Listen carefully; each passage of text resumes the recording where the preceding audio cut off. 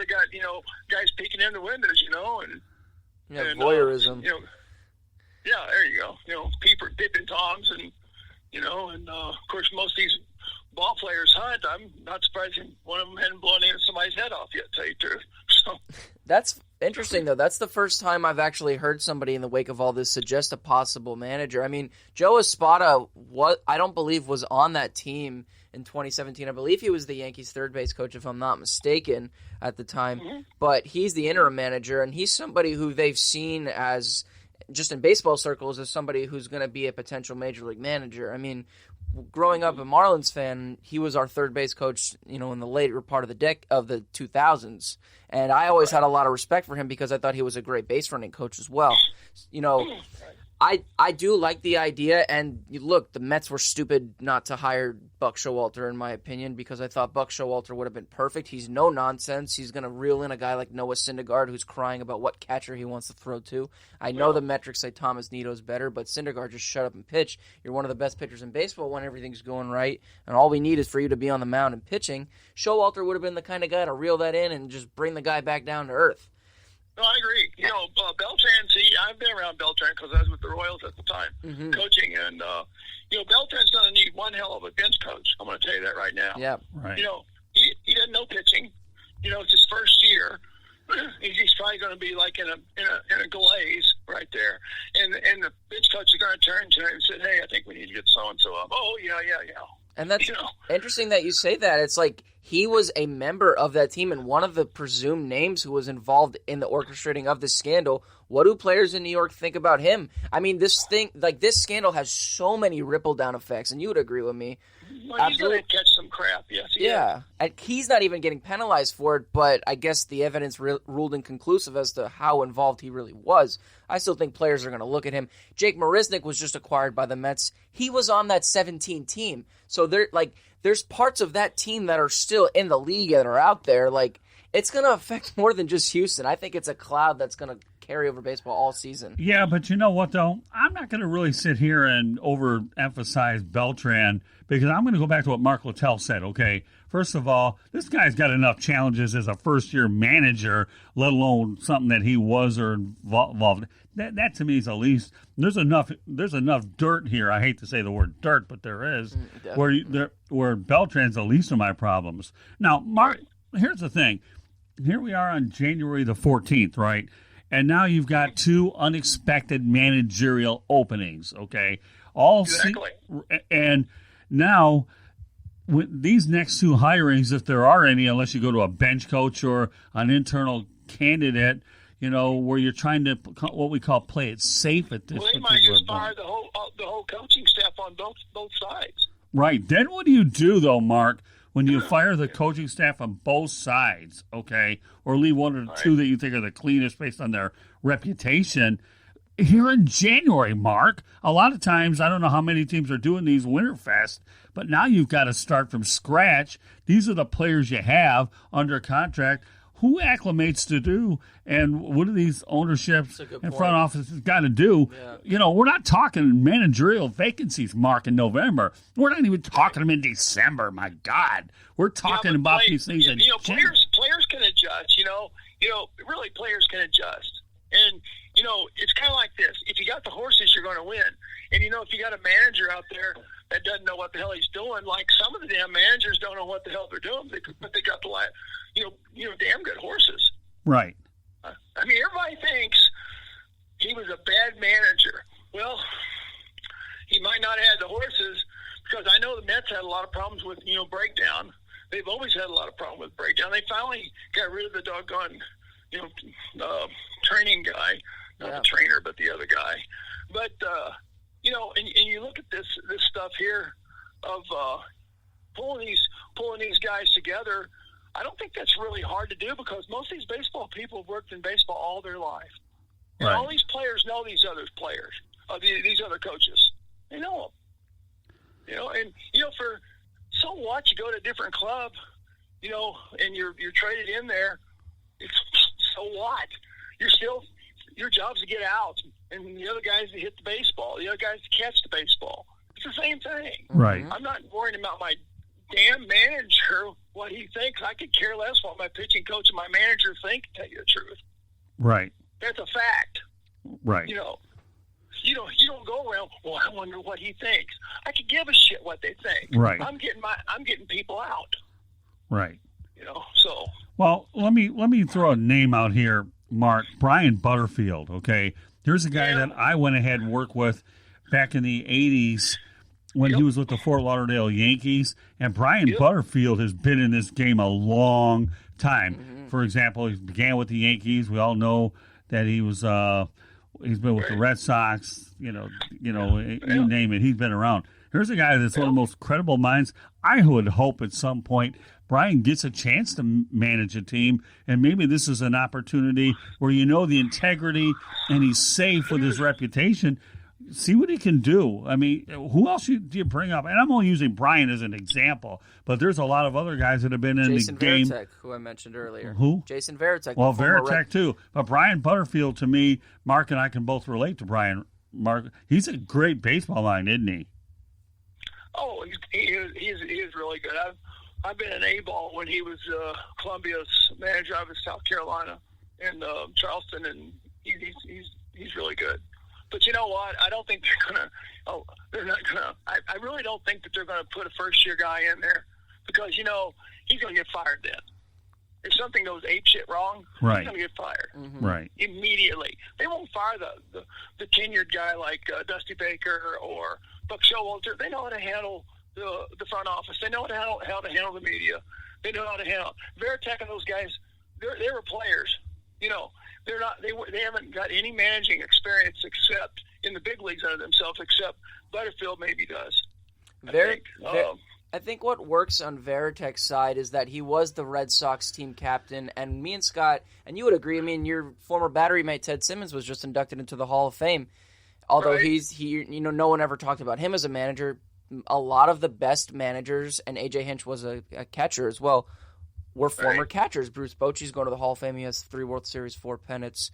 I mean, Well, you got Matheny. Got Matheny there too. Matheny, Bob Melvin. You got all these guys that are catchers, and they're all good. I'm just saying you don't want them, to put that on there. But as far as team captain, I should give a crap about team captains too. That's a bunch of crap. Mm-hmm. Right. Matter of fact, Ozzie wanted to be. You don't even know this one. I'm telling you something really new.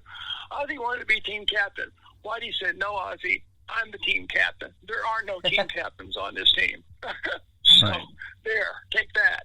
So I'm just saying, team captains don't mean a shit. Don't even bring team captains up. Thurman Munsterman's team captain. Big deal. Who cares? Right. You go out there and say, hey, you need to do this. No, he didn't say that. He didn't have to say anything. Right. Mm-hmm. Team captains are a farce. I think it's funny. I think it's absolutely funny, to tell you the truth. So. Yeah, I don't put a lot of stock in a team captain. I know in the National Hockey League you have a team captain and 2 alternates is how it used to be, but what the version of captain is in baseball. Well, who watches hockey? Let's put it that way. What's that? Sorry. Oh, no. I said, who watches hockey? Who watches? I do. I'm an original 6 guy, Mark. Yeah, I don't know.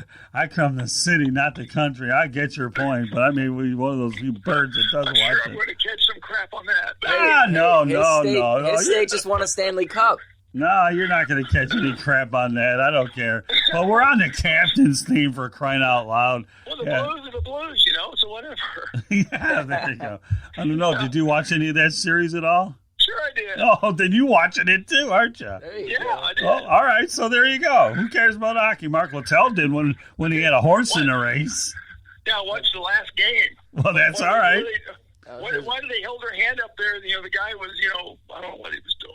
Anyway. So, all right, so we got the confessions of Mark Littell. Who watches hockey? But when the Blues are winning it all, Mark Littell, it all comes out with the big country. Oh, I'm watching at least one game. What's one game more than you anticipate with that comment? First time they ever won. Well, that's all right. So, there you go. Yeah, no, I'm with you. I mean, but who watches it? The sports come a long way, but not as many people as the other sports, without a doubt. Right. But at least we know Mark Littell did watch a hockey game, one that mattered a bit, in the Stanley Cup Finals. So now it all comes out here on 101 Stitches Baseball. 108 Stitches. They're Canadian farm boys that like to drink. And You know, I've been to a few hockey parties with hockey players. That's a mistake, by the way. So yeah, you don't want it. As long mistake. as they keep the gloves on, then you're good to go. Because when they take the gloves off, some noses are going to be broken. See, the sides we learn about Mark Littell, Mr. Hockey. Okay. Then who watches hockey? Well, you know, if there's a championship on the line in my neck of the woods, Mr. Littell isn't talking about 108 stitches. He's talking about that little device called a puck on frozen pond. The only hockey I ever saw was out in the barnyard. I've heard. I was waiting for that one. I just, well, you know, I could get into lots of different versions of hockey, but I want to stay on point. But that's just too funny. So we've been talking a lot early on. You know, the tone has been kind of somber given just how horrible the situation is. But now I feel like, you know what? It's a baseball show. Let's talk about baseball being played rather than people stealing signs. Right. You know, looking forward to the 2020 season, Mark, what storylines are you excited to look at? Scott, you as well, and, you know, I'll chime in on mine as well.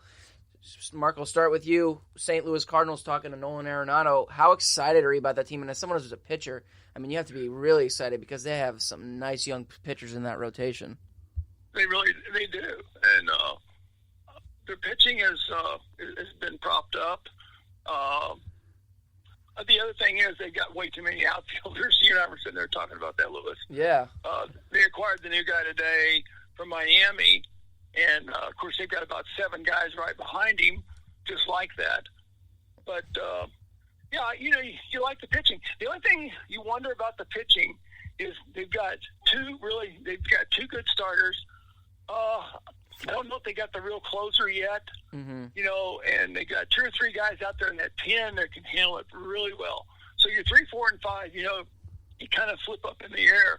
You kind of wonder, do they have a number 1, a number 2, number 3 that can match up to the other number 1s, 2s, and 3s, like of the Dodgers and or, you know, I don't think the Cubs are going to have what they did, but, you know, they're still there. They're still strong. But that's the only thing you worry about sometimes is if the number 1s and the number 2 guys can match up to each other. No, but even as a Midwest guy, somebody and who played, and, you know, I know the Royals were in the American League East when you played, but now in the American League Central, I know they're not expected to compete this year, but the Central in both respective leagues looks to be 2 of the more entertaining divisions in baseball. We know the Tigers are rebuilding, but the White Sox have had a terrific offseason. You know, the Indians, they traded Corey Kluber away to Texas. He's going to play in the Lone Star State, but they still look to be pretty good, you know. And then St. Louis has, you know, the best pitching in that division. Milwaukee finds a way with their analytics department and within their payroll limitations to be good. The Cubs still have a great lineup when it's healthy and everybody's on the field. I mean, yeah, baseball in the Midwest and central part of the United States is looking pretty good right now. Let me throw. Let me throw a couple teams out here, Mark. I'm going to run a few teams by now that you guys are talking about the subject. Okay, I'm intrigued about what the Angels are doing now that they bring in Joe Madden and Anthony Rendon. I think they've made some good progress. I have a team that people are going to talk about as time goes on. As much as we like to joke around team captains, how they're no good in baseball, let's not kid yourself. I think Derek Jeter is quietly going to get the Marlins turned around. I think he's doing it piece by piece. And, you know, he'll ultimately learn from what happened with the Yankees, how they were building through player development and trying to get rid of some dead weight. So I don't know how well the Marlins are going to do. I see progress would be the word there. Right. The Milwaukee Brewers, I'm sorry, go ahead, Mark. Well, Milwaukee, you know, my good friend Eddie Sierra's third base coach over there, they're always going to compete. You know, like you said, Lewis, you know, with the analytics, they're always you know, pushing it right, the right buttons, it seems like. They're going to lose that left-hander, I think, maybe to the Yankees or whoever. Yeah, Josh Hader. Yeah. And then you've got, you know, I'm anxious to see what's going to happen really with all this Yankee firepower that they've got. Oh, yeah. Sometimes that can actually kind of backfire with you, backfire on you. I've seen it happen in the 70s when, you know, George Steinbrenner tried to buy that World Series team. They actually finished second, you know, and it was pretty amazing that the chemistry, you have to put the chemistry together, not so much the pay